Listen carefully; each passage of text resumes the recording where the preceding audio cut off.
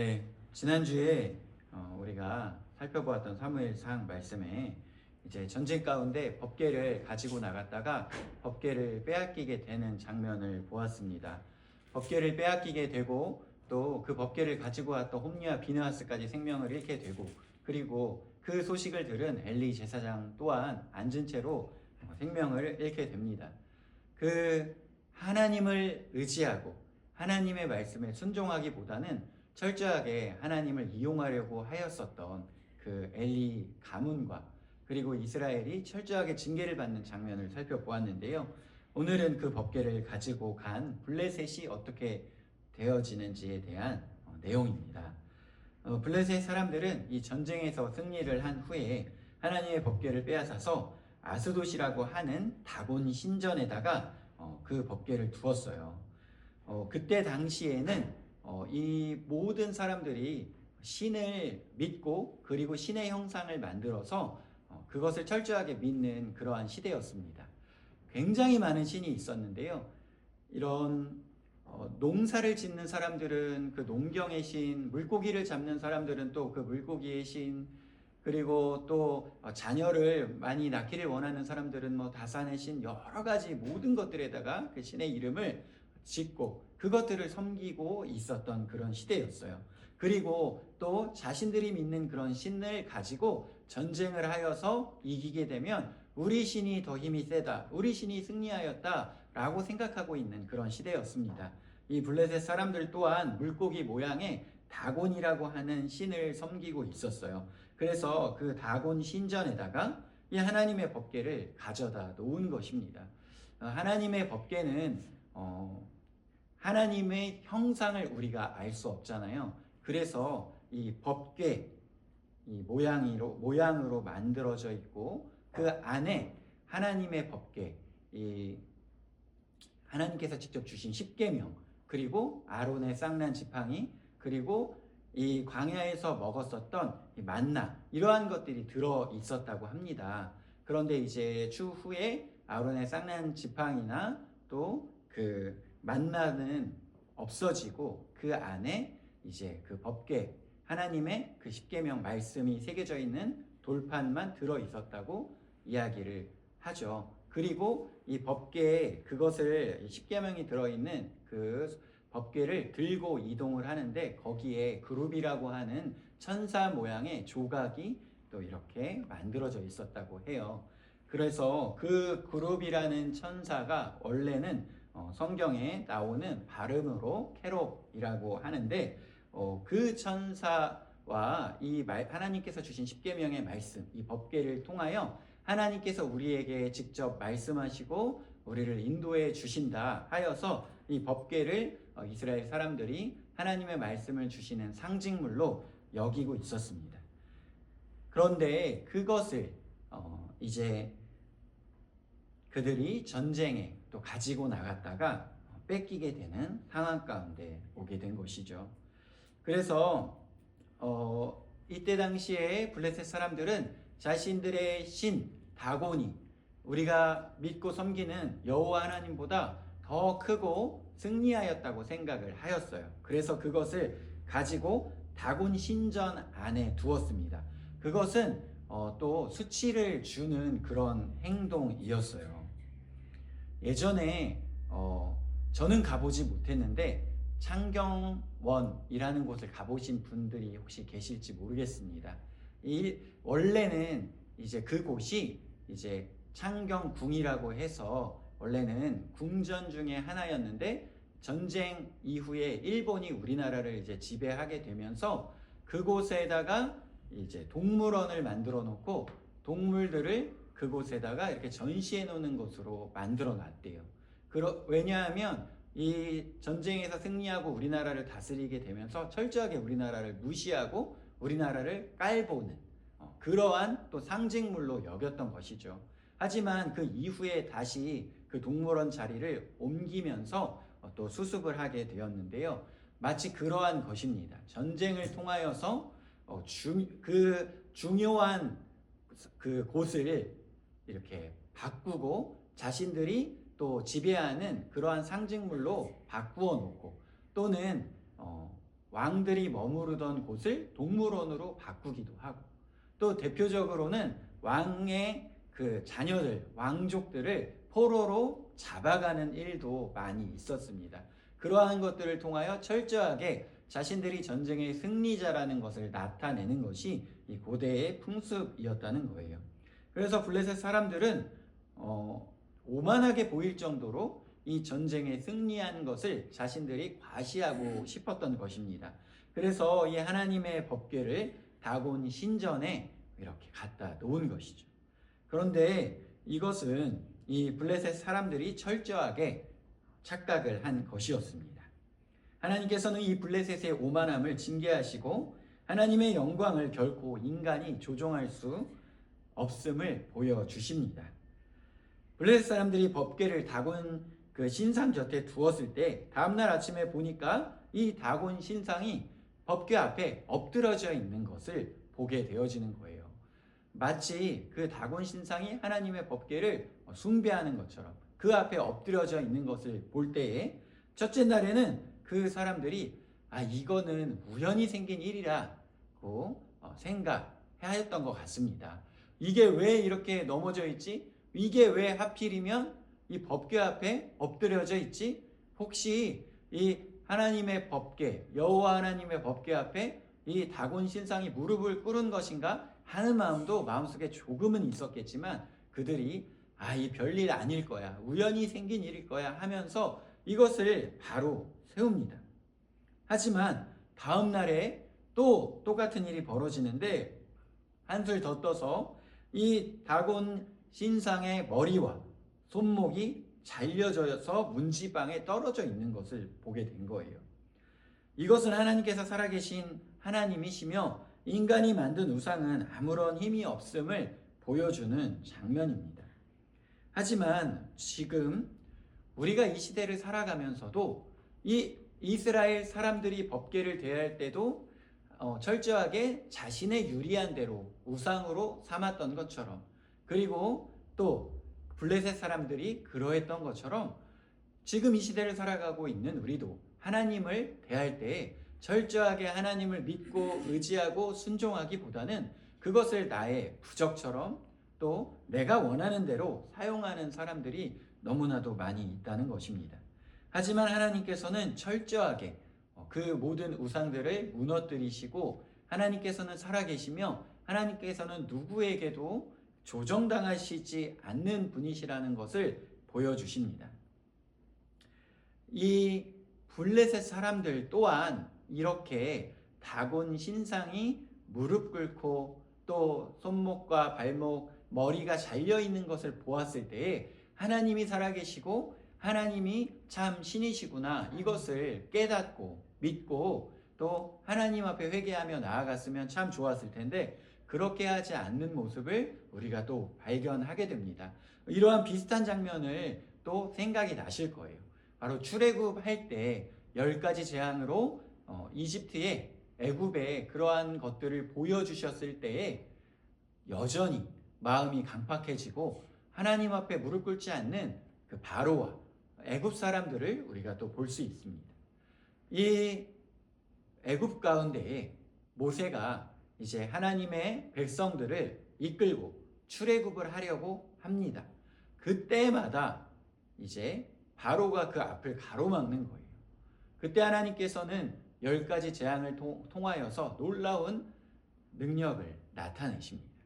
그런데 그 10가지 재앙 가운데 나타나 있는 그 것들이 다 그때 당시에 애굽에서 사람들이 철저하게 자신들의 신으로 믿고 섬기던 그 상징물들이었다는 거예요.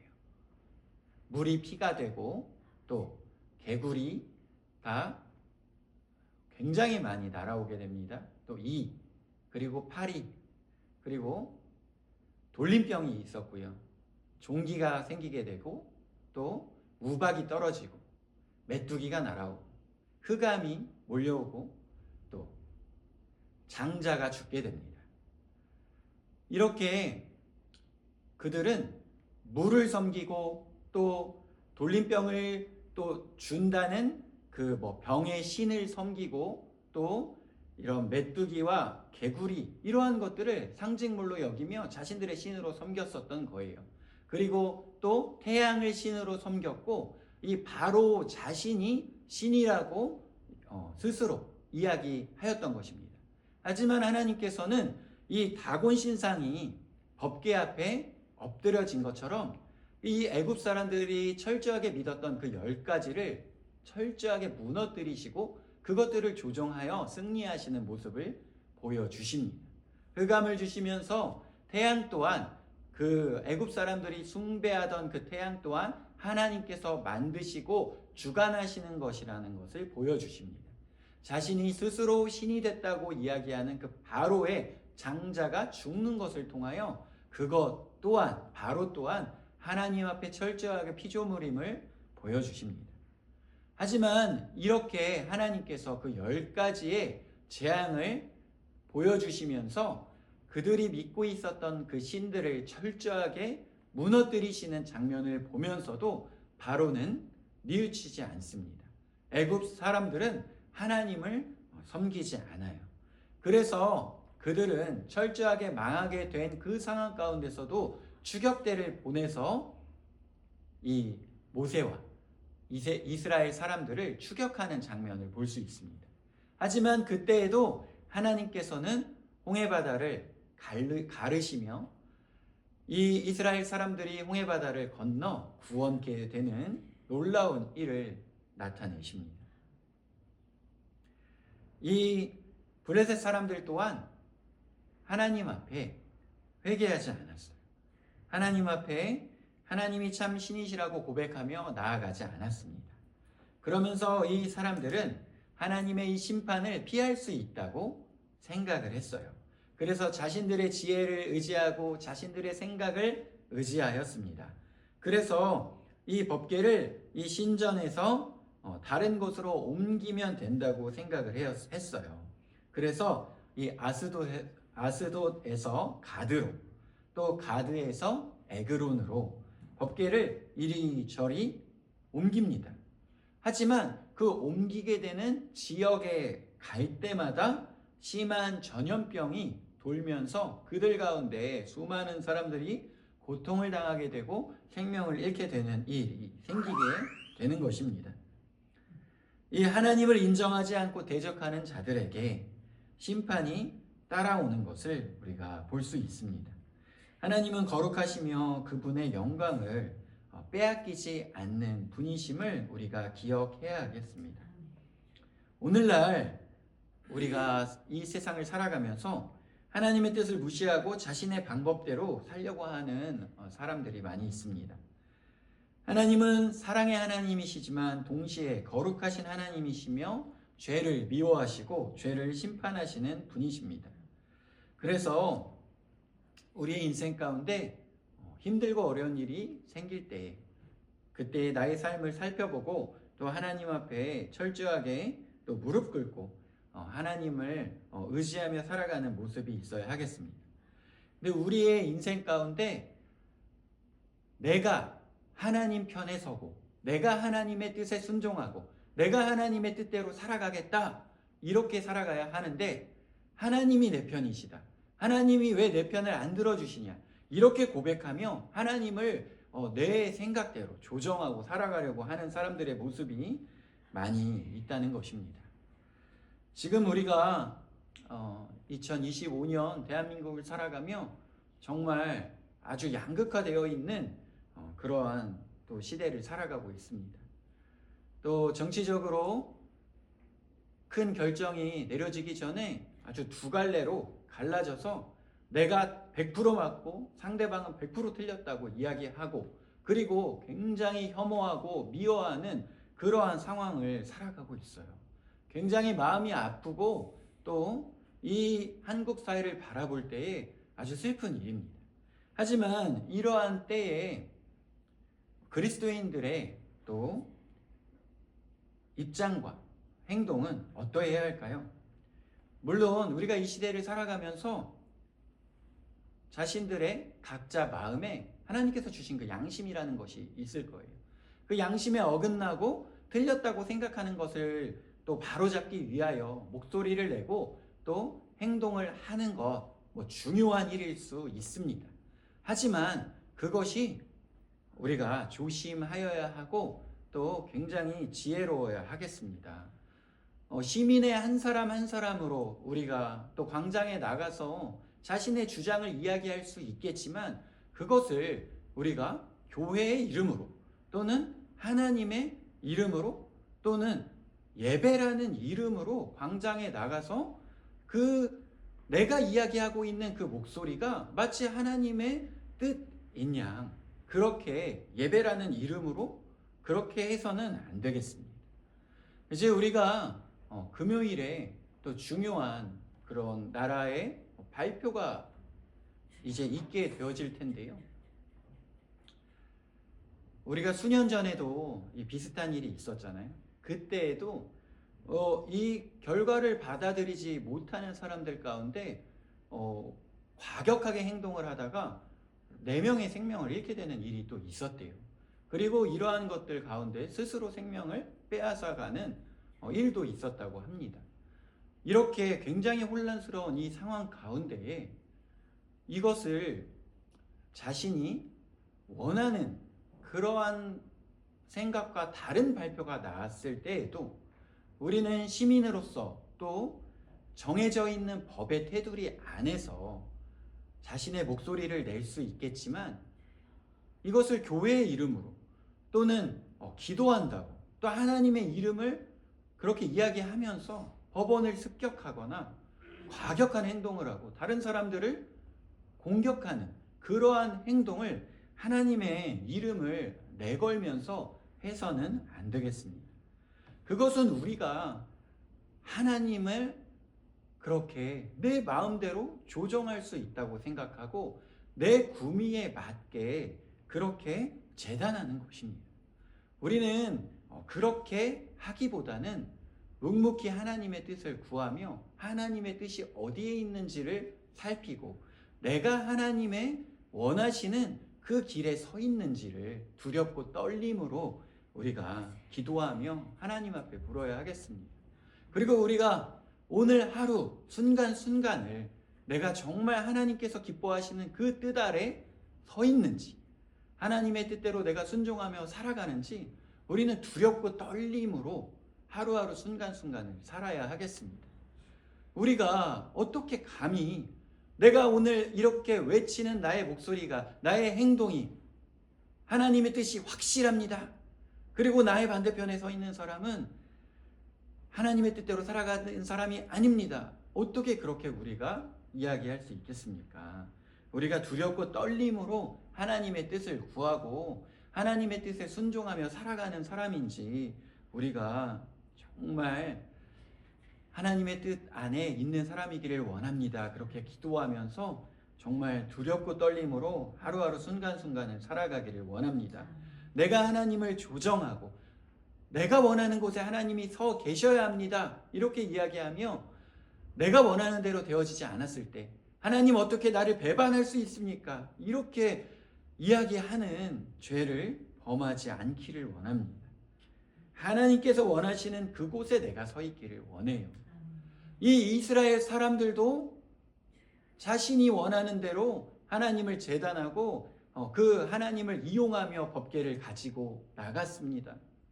이 블레셋 사람들 또한 자신들이 전쟁에서 승리했다고 생각하고 다곤 신상 앞에 법궤를 가져갔고 그리고 자신들이 생각하는 대로 법궤를 이리저리 옮겼습니다. 하지만 우리는 내 마음대로 내 뜻대로 하나님을 조정하며 나아가기보다 하나님의 뜻이 무엇입니까? 구하며 하나님께서 원하시는 그 길에 내가 서 있기를 원합니다. 간절히 구하며 두렵고 떨림으로 그 길에 서 있기를 원합니다.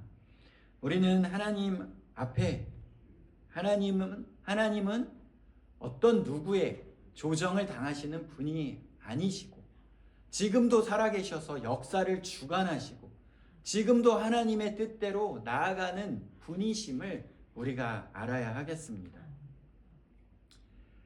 그래서 내가 조정할 수 있는 분이 아니시며 그 누구의 조정도 당하시지 않으시며 우리가 계산할 수도 없고 우리가 생각할 수도 없는 그 놀라우신 지혜로 지금도 인도하여 주시는 그 하나님. 하나님께서는 이 나라와 전 세계의 역사와 우리 교회와 우리 가정 한 명 한 명을 우리가 계산할 수도 없는, 우리가 생각할 수도 없는 놀라운 방식으로 인도하여 주고 계시는 분이십니다. 그것을 우리가 우리의 지혜로 다 알 수 없을 뿐입니다. 그래서 우리가 두렵고 떨림으로 그리고 겸손함으로 우리의 삶에 있는 모든 우상을 제거하고 오직 하나님만을 온전히 의지하는 신앙을 갖기를 소망합니다. 블레셋은 승리했다고 생각했지만 하나님은 결코 패배하지 않으셨습니다. 하나님의 영광은 이 우상들의 신보다 크시며 어떤 인간의 힘으로 감당할 수 없는 분이십니다. 그래서 우리는 오직 하나님을 경외하며 겸손한 마음으로 그분 앞에 나아가기를 원합니다.